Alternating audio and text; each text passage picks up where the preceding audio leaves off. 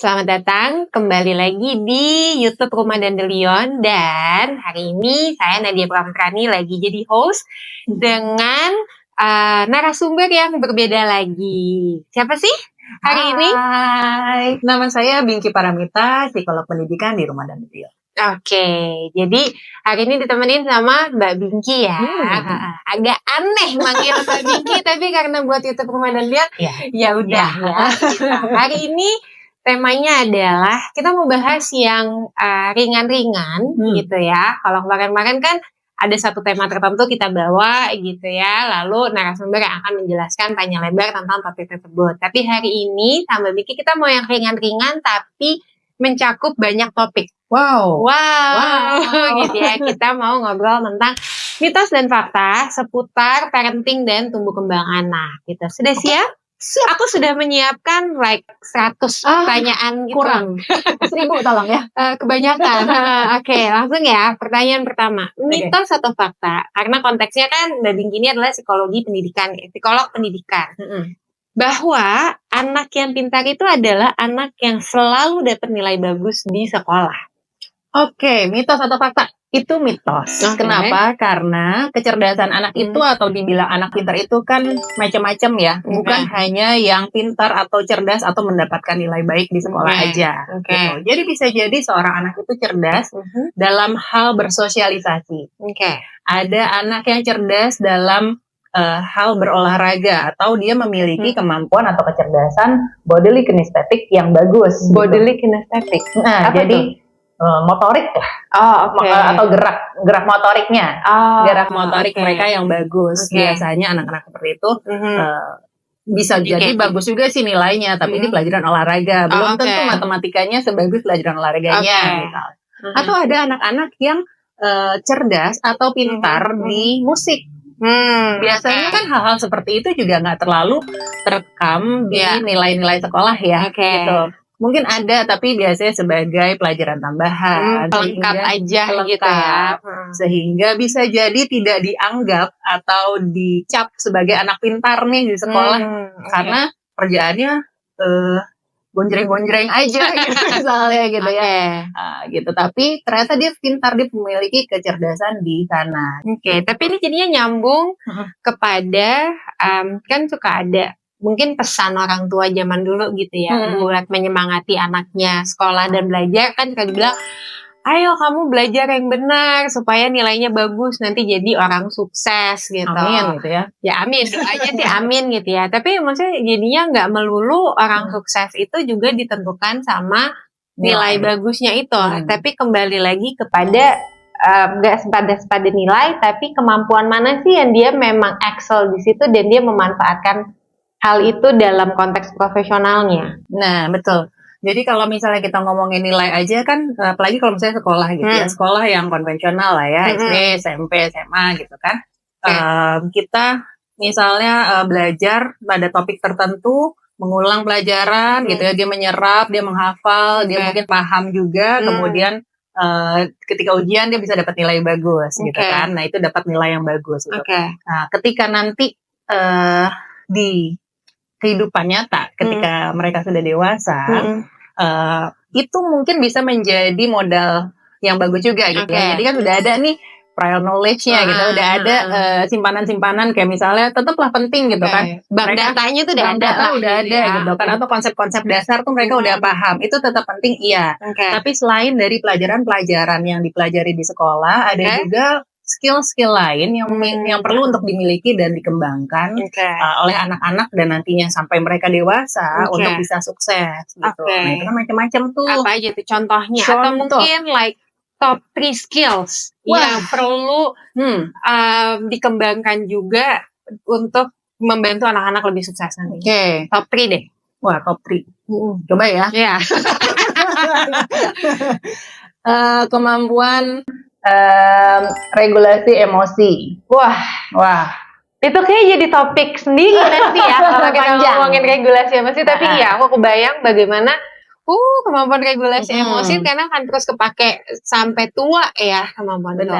Satu itu. Regulasi emosi. Yang kedua adalah kemampuan untuk berinteraksi sosial.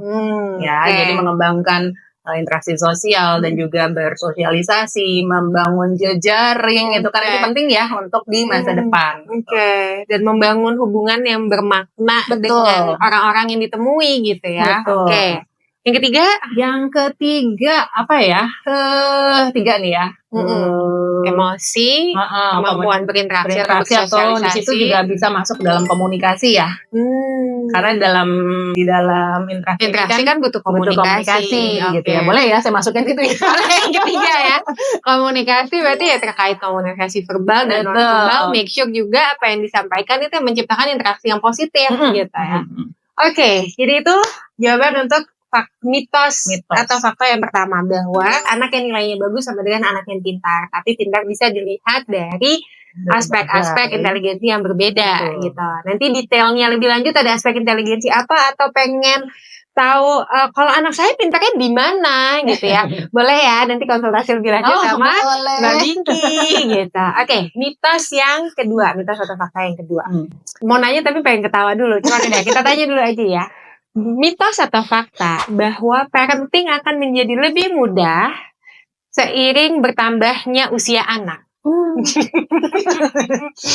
Ini tuh saya lagi sering lihat meme-nya loh. Lagi rame di media sosial tuh ada gitu ya. Ketika parents yang baru anaknya baru selesai kayak the newborn gitu ya. Newborn.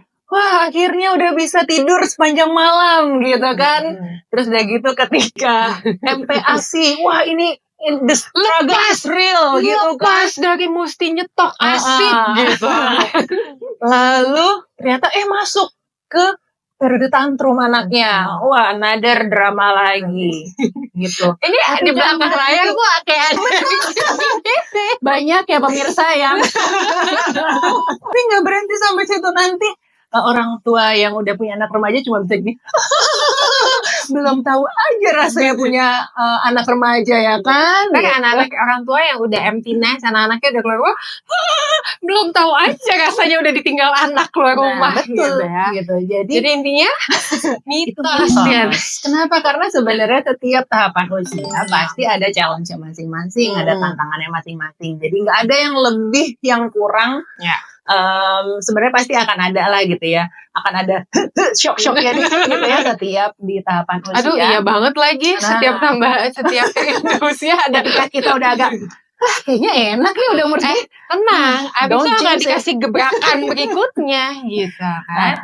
Gitu. Jadi karena memang mungkin akan terasa lebih mudah ketika challenge-nya adalah sebelumnya gitu ya. Maksudnya kalau challenge-nya adalah let's say anak baru lahir, mesti menyusui segala macam, ketika anak sudah makan, isu-isu atau tantangan terkait menyediakan stok ASI atau ASI pra itu memang menjadi terasa lebih mudah. Tapi parenting secara umum belum tentu menjadi lebih mudah gitu ya. Karena bertambahnya usia anak, tahapan perkembangan mereka juga dari bayi lah, infansi, anak usia sekolah, remaja, dewasa muda itu akan punya tantangan-tantangannya sendiri gitu. Tapi Nat, bisa mungkin tidak menjadi lebih mudah ya. Tapi mungkin ketika orang tuanya juga berkembang, menjadi lebih baik, menjadi lebih memahami dirinya sendiri dan si anak, itu mereka bukannya jadi lebih mudah, tapi jadi lebih kira-kira tahu sih lebih cepat gitu ya. Gitu. Jadi dar-dar-dornya tuh nggak kencang-kencang banget gitu ya. Gitu. Walaupun ada sih pasti shocknya tuh ada gitu. Tapi ketika orang tua juga udah punya modal, karena itu dia pentingnya, kenapa penting orang tua itu selalu perlu untuk belajar dan upgrade dirinya sendiri ya gitu ya. Bukan cuma tahu doang nih perkembangan anak gimana-gimana, tapi skillnya orang tua juga perlu di upgrade terus nih gitu. Ngomong sama anak umur 2 tahun sama ngomong anak umur 20 tahun kan beda ya. Gitu. Dan rasanya juga nggak fair kalau orang tua melihatnya hanya berdasarkan waktu umur 2 tahun, anaknya gampang bisa AUEO lalu expect the same thing happen ketika anaknya umur 9 tahun. Kalau tidak ada perubahan ataupun pengembangan diri dari orang tua gitu.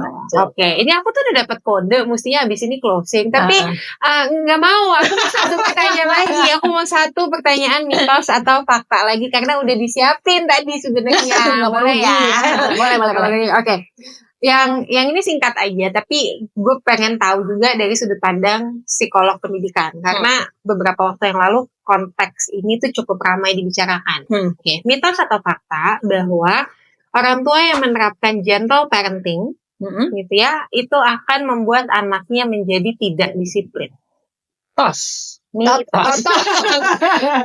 Biasa gini. Oke. Mitos. Kenapa? Ketika orang tua menerapkan the real gentle discipline, ya itu mereka bukan hanya bagian lovey-lovey-nya aja. Oh ya oke sayang sini sama mami oke gitu ya. Enggak. Tapi gentle parenting itu selalu memiliki dua hal, yaitu hangat dan rasa sayang dan cintanya itu tetap sampai ke anak dengan respect juga, tapi kemudian juga ada boundaries gitu, ada struktur, ada batasan. Jadi nggak bablas. Kalau misalnya yang dianggap gentle itu kan berarti kan dianya iya aja ya orang tuanya ya. Itu gitu permisif, bukan gentle parenting. Oke.